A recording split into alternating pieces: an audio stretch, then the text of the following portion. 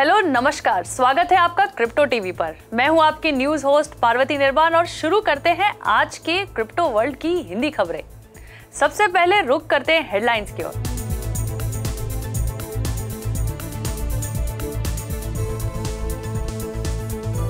VC firm Bessemer ने दाओ को किया लॉन्च। वेब3 प्रोजेक्ट्स पे इन्वेस्ट करेगी $250 मिलियन। हेडेरा के HBAR फाउंडेशन ने $100 मिलियन के सस्टेनेबल इम्पैक्ट फंड को किया लॉन्च। फिनटेक कंपनी लूनर ने जुटाए $77 मिलियन, लॉन्च किया crypto trading platform. FBI director ने कहा क्रिप्टो के जरिए रशिया नहीं तोड़ पाएगा सैंक्शंस। पॉलीगॉन को फाउंडर ने कहा इंडिया में बढ़ रहा है क्रिप्टो ब्रेन ड्रेन। वॉर के इम्पैक्ट के डर के बीच बिटकॉइन ने $39,000 के आसपास किया ट्रेड। ओकेकॉइन और स्टैक्स ने बिटकॉइन अडॉप्शन के लिए प्लेज किए $165 मिलियन। पेपाल पार्टनर पैक्सोस को सिंगापुर में ब्लॉकचेन पेमेंट्स के लिए मिली मंजूरी।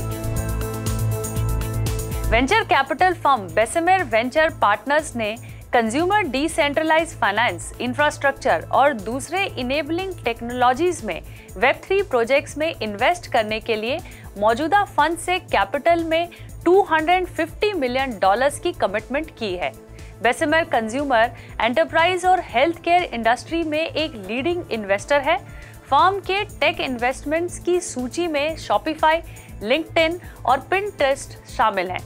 बेसेमर कमिटमेंट के रूप में अच्छी तरह से एस्टैब्लिश्ड वेंचर कैपिटल फर्म्स की बढ़ती संख्या क्रिप्टो स्पेस में एंटर कर रही है, जिसमें सेक्यूआ कैपिटल और बेन कैपिटल का नाम शामिल है। फर्म ने बेसेमर दाओ को भी लॉन्च किया है, जो फाउंडर्स, क्रिएटर्स और ऑपरेटर्स के लिए एक वेब3 कम्युनिटी है, जिसका उद्देश्य क्रिप्टो कम्युनिटी के मेंबर्स को आइडिया शेयरिंग, बिजनेस डेवलपमेंट और टोकनोमिक्स से जोड़ना है। HBAR फाउंडेशन, जो डेवलपर्स को ग्रांट्स और रिसोर्सेज प्रदान करके हेडेरा नेटवर्क के डेवलपमेंट को ड्राइव करता है, ने थर्सडे को सस्टेनेबल वेंचर्स के लिए $100 मिलियन का फंड लॉन्च किया है। सस्टेनेबल इम्पैक्ट फंड का एम हेडेरा बेस्ड सॉल्यूशंस में इन्वेस्ट करना है, जिसमें कार्बन एमिशंस, ऑफसेट्स और रिमूवल्स के साथ ही अन्य नेचर बेस्ड प्रोजेक्ट्स शामिल हैं। कार्बन ऑफसेट इंटीग्रिटी के लिए हेडेरा द्वारा संचालित ट्रस्ट लेयर DOVU फंड से ग्रांट प्राप्त करने वाला पहला प्रोजेक्ट होगा। हालांकि फंडिंग अमाउंट का खुलासा नहीं किया गया है। इन सब के बीच HBAR लगभग 20 सेंट पर ट्रेडिंग कर रहा था। साथ ही इसका मार्केट कैप सिर्फ $4 बिलियन से ज्यादा है। Nordic based financial technology firm lunar ने अपने लेटेस्ट फाइनेंसिंग राउंड में $2 बिलियन की इवैल्यूएशन पर $77 मिलियन रेज किए हैं। साथ ही कंपनी ने अपने क्रिप्टो करेंसी ट्रेडिंग प्लेटफॉर्म को लॉन्च करने और ब्लॉकचेन आर्म को स्टार्ट करने की भी घोषणा की है। अब तक लूनर ने कुल मिलाकर $130 मिलियन रेज कर लिए हैं। लेटेस्ट फंडिंग राउंड में हार्टलैंड, किनेविक, टेंसेंट और IDC वेंचर्स जैसे प्रोमिनेंट फाइनेंशियल बैकर्स ने पार्टिसिपेट किया था। लूनर के फाउंडर और CEO केन क्लॉजन ने माना है कि उनका नया इनिशिएटिव कस्टमर्स को अपनी ज़रूरतों के हिसाब से मल्टीपल प्लेटफॉर्म्स को यूज़ करने में मदद करेगा। इनिशियली लूनर के users bitcoin, Ethereum, Polkadot, Dogecoin और कार्डानो टोकन्स को बाय और सेल कर पाएंगे। 2015 में स्थापित हुई लूनर डेनमार्क, नॉर्वे और स्वीडन में अपनी सर्विसेज प्रोवाइड करती है। लूनर को 2019 में यूरोपियन बैंकिंग लाइसेंस मिला था और फिलहाल कंपनी के पास 5 लाख से भी ज्यादा कस्टमर्स हैं। फेडरल ब्यूरो ऑफ इन्वेस्टिगेशन के डायरेक्टर क्रिस्टोफर रे ने कहा है कि यूनाइटेड स्टेट्स द्वारा क्रिप्टो का इस्तेमाल करने के प्रयासों को ब्लॉक करने की एबिलिटी को देखते हुए सैंक्शंस को दरकिनार करने के लिए रशिया के लिए फियाट एक अधिक पोटेंशियल अवसर था। इंटेलिजेंस पर सेनेट सिलेक्ट कमेटी की गुरुवार की सुनवाई में न्यू मैक्सिको के सेनेटर मार्टिन हाइनरिच के सवाल के जवाब देते हुए डायरेक्टर रे ने कहा, प्रतिबंधों को दूर करने के लिए क्रिप्टो का इस्तेमाल करने में वल्नरेबिलिटीज हैं, जिस वजह से क्रिप्टो करेंसी के साथ सैंक्शंस को चकमा देना रशियंस के लिए आसान नहीं होगा।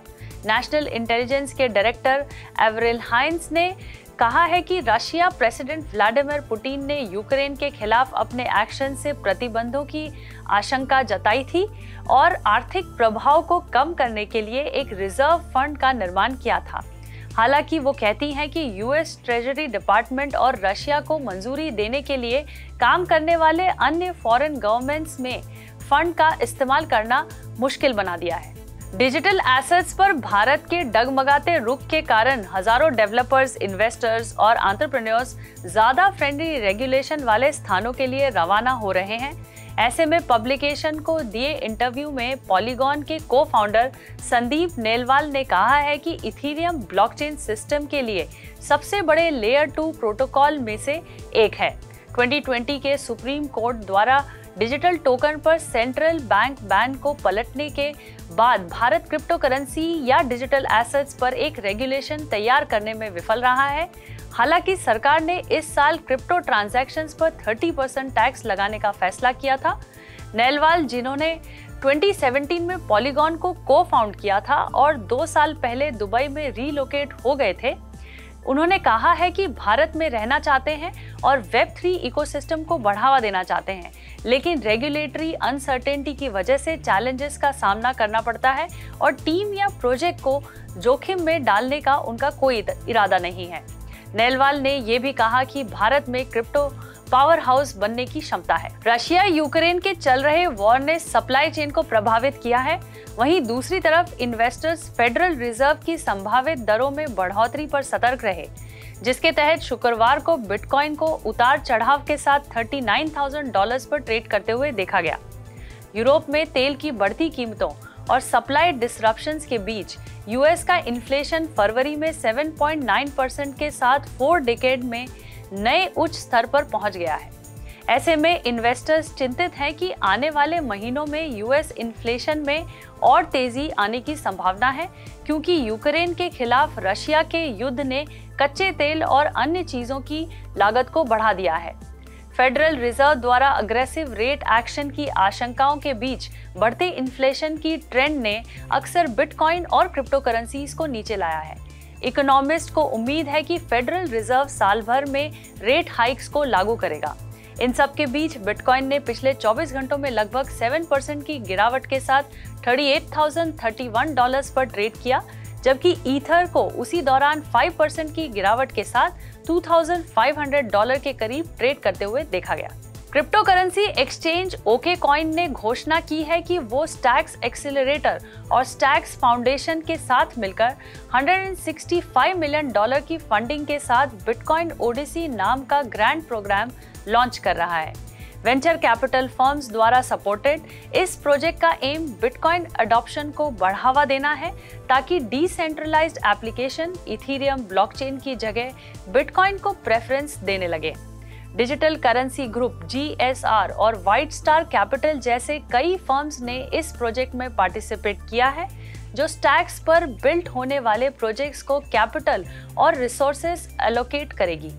Stacks Bitcoin based smart contracts और बिटकॉइन ब्लॉकचेन के लिए एक ओपन सोर्स नेटवर्क है। बिटकॉइन ओडिसी बिटकॉइन और स्टैक्स फोकस्ड वेब3 प्रोजेक्ट्स को कंसिडर करेगा, जिसमें metaverse, play to earn blockchain based gaming, DeFi, NFTs और DAOs जैसी कई सेक्टर्स शामिल हैं। आज की खबरों में बस इतना ही। क्रिप्टो वर्ल्ड की डेली न्यूज और अपडेट्स के लिए देखना ना भूलें हिंदी न्यूज बुलेटिन दिन में 2 बार सिर्फ क्रिप्टो टीवी पर। मैं पार्वती निर्वाण अब आपसे विदा लेती हूँ। टाटा, बाय बाय और नमस्कार। कल फिर मुलाकात होगी इसी समय पर। तब तक देखते रहिए क्रिप्टो टीवी।